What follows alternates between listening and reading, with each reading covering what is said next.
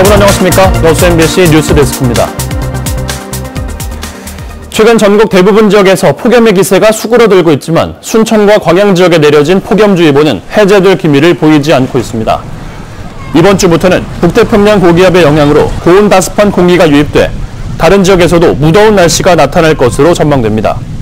기상청은 오는 22일부터 한반도가 제19호 태풍 쏠릭의 영향권에 들 것으로 보인다며 향후 기상 정보를 확인할 것을 당부했습니다.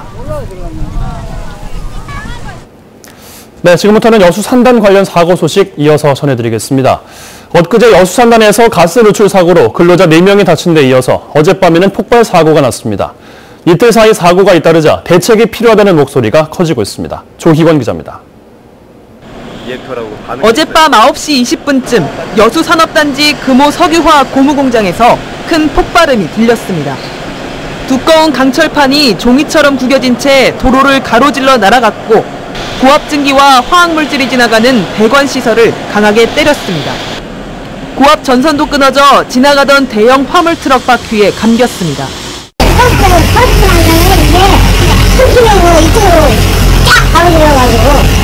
여천 NCC 공장에서 유해성 발암물질인 부타디엔이 누출돼 근로자 4명이 병원으로 옮겨진 지 하루 만에 또 대형 사고가 발생한 겁니다. 사고가 난 업체들은 설비 이상이나 기기 오작동이 사고 원인일 가능성이 높다고 보고 정확한 경위를 조사하고 있습니다. 노안 아니고 저희들이 보기에는 그 부분에서 어떤 기계적으로 오작동이 있는 건지 구체적으로 조사를 하면서 원인이 나올 것 같아요. 이처럼 이틀 사이 안전사고가 잇따르자 사고 예방을 위한 특별 대책이 필요하다는 목소리가 커지고 있습니다. 지난해 안전점검에서 여수의 석유화학 기업 106개사 가운데 90%에 달하는 94개사가 가스검직이나 안전밸브 관리 소홀 등으로 지적을 받았습니다. 하지만 올해 들어서도 대형 사고가 터지면서 총체적인 안전 불감증에 걸렸다는 비난이 터져나오고 있습니다. MBC 뉴스 조희원입니다. 네, 현장 근로자 4명이 다쳤던 여수 산단 여천 NCC 공장 가스 누출 사고의 원인이 처음 발표와는 달리 크레인 충돌이 아니었던 것으로 드러났습니다.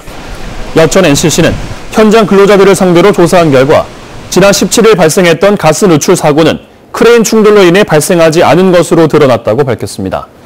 해당 업체는 기계 오작동이나 작업자의 부주의가 사고 원인일 가능성에 무게를 두고 내일 가스안전공사 등 관계기관과 합동조사를 벌일 계획입니다.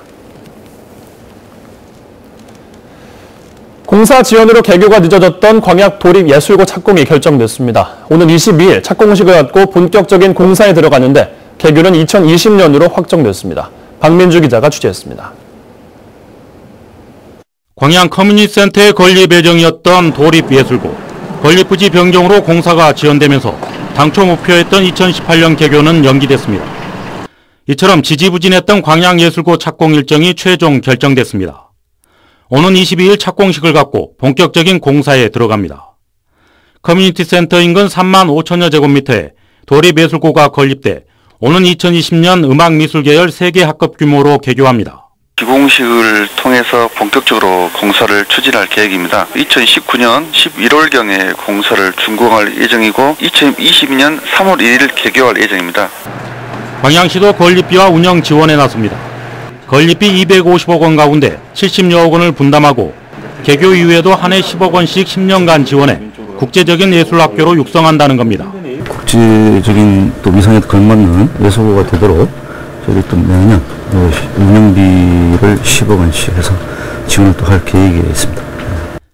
지난 2015년 광양에 유치된 도립예술고.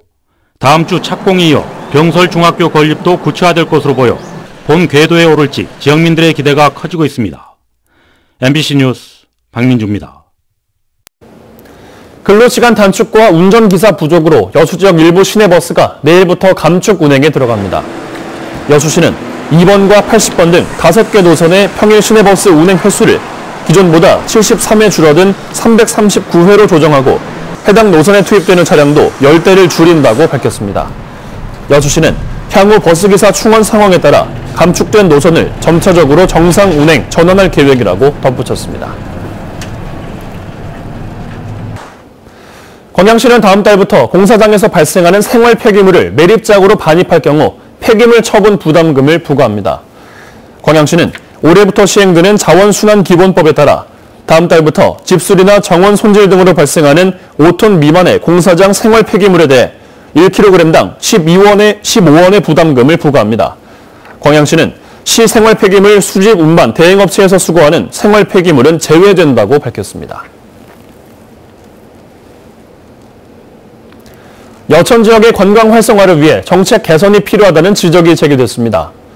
여수시의회 이선효 의원은 최근 임시회 본회의 자유 발언을 통해 여천 선수 유적지 정비 사업과 테마 정원 조성 사업이 지연되고 이순신 장군 관련 유적지도 제대로 활용되지 못하고 있다고 지적했습니다. 이 의원은 또 거북선 축제 행사 대부분이 종포 해양공원 인근에서만 이뤄지고 있다며 여천 지역에도 행사장을 마련해 시민들의 참여를 높여야 한다고 강조했습니다. 관내의 원활한 교통소통을 위해 불법 주정차 단속 시간이 연장됩니다. 순천시와 순천경찰서는 다음 달부터 기존 오전 9시부터 오전 6시까지 이뤄지던 불법 주정차 단속을 오전 7시부터 오후 8시까지 연장하고 휴일 단속 지역도 순천역 등 15곳으로 확대할 계획입니다. 이와 관련해 순천시는 상권 활성화를 위해 오전 11시부터 오후 2시까지 점심시간 단속 유예 방침은 유지한다고 밝혔습니다.